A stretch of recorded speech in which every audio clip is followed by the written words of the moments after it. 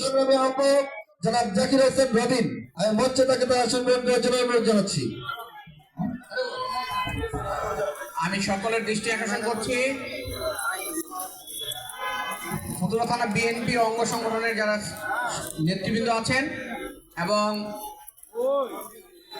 থানার কমিটির যারা নেতৃবৃন্দ আছেন, আমি বলবো সকলকে বসার ব্যবস্থা করে দেওয়ার জন্য। পাশাপাশি আমি যারা বক্তব্য দেন অ্যাড্রেসিং করার দরকার নাই, সময় স্বল্পতা, একটু করে মাগরিবের আজান হবে, সময় স্বল্পতার কারণে বক্তব্যটাও সংক্ষিপ্ত করবেন। সকলকে ধন্যবাদ। নেতৃবৃন্দকে অনুরোধ করব শুধু সম্মানিত অতিথি বলে সম্বোধন করে আপনারা বক্তব্য শুরু করবেন। ধন্যবাদ রিয়াদ মোহাম্মদ চৌধুরী ভাইকে। আজ এই অনুষ্ঠানের সময় স্বল্পতার জন্য আমি আমার বক্তব্য শেষ করছি।